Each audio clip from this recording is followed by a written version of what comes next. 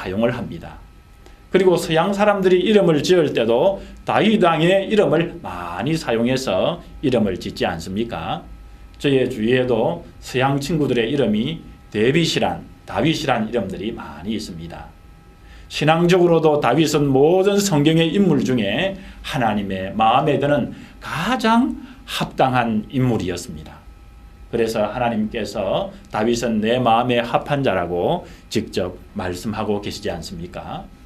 이토록 하나님으로부터 쓰임을 받아서 다윗이 위대한 인물이 된 배경에는 오늘 성경 말씀에서 다윗이 가졌던 두 가지 진리를 인생의 말년까지도 간직하면서 기도하면서 살았기 때문이었습니다.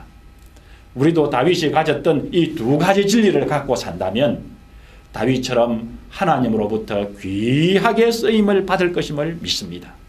여러분, 그 두 가지가 무엇일까요?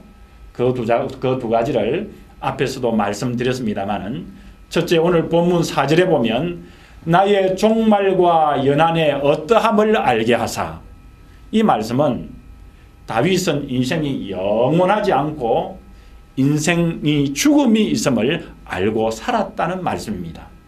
이것을 표현하기를 오늘 본문 5절에 보게 되면 다윗은 자기 자신의 인생의 삶의 길이를 손 넓이만큼 된다고 말씀하지 않습니까? 저는 저 자신의 손 넓이를 자로 재보았습니다. 저 자신의 이 손 넓이는 18cm 정도 되는데요. 다윗의 손 넓이가 길다 하더라도 약 한 20cm밖에 안 되는 그런 것이었을 것입니다. 이 다윗은 인생의 전부를 20cm로 보았으니 시작과 마지막을 동시에 보고 살았다는 말씀입니다. 이 말씀은 성경 창세기에서부터 요한계시록까지 말씀의 핵심인 만물의 시작과 끝인 알파와 오메가를 알고 있었다는 말씀입니다.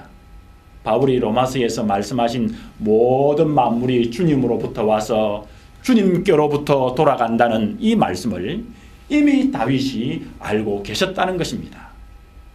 사람의 생각이 행동을 좌우하는 것처럼 하나님으로부터 와서 하나님께로 간다는 것을 알게 된 다윗은 소년 시절부터 유별난 행동을 했던 인물이었지 않습니까?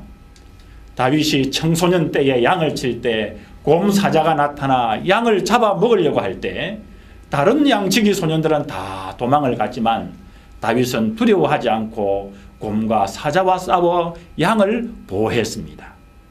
다윗은 17세와 18세쯤 되었을 때 덩치가 집채만한 크기의 천하장사인 싸움꾼인 골리앗도 두려워하지 않고 싸워 골리앗의 목을 벤 소년 장수 다윗이었습니다.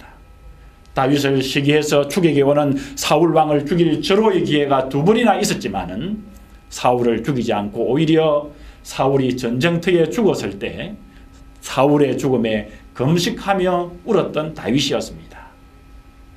다윗의 아들 압살롬이 아버지를 반역하여 군대를 이끌고 아버지를 죽이려고 했지만 아들의 죽음에 눈물을 흘린 다윗이었습니다. 어떻게 이렇게 죽음을 초월하고 원수까지도 과연 사랑할 수 있었을까요? 그것은 바로 다윗이 인생을 손바닥 크기의 20cm로 볼 수 있었기 때문입니다. 처음과 나중에 모든 인생을 다 볼 수 있었기 때문입니다. 반드시 사람에게는 죽음이 있고 하나님께로 돌아간다는 사실을 알고 있었기 때문입니다. 그러므로 다윗은 죽는 날까지 두려움을 이길 수가 있었고 용감할 수 있었고 더 나아가 원수를 사랑할 수 있었습니다. 성경을 보면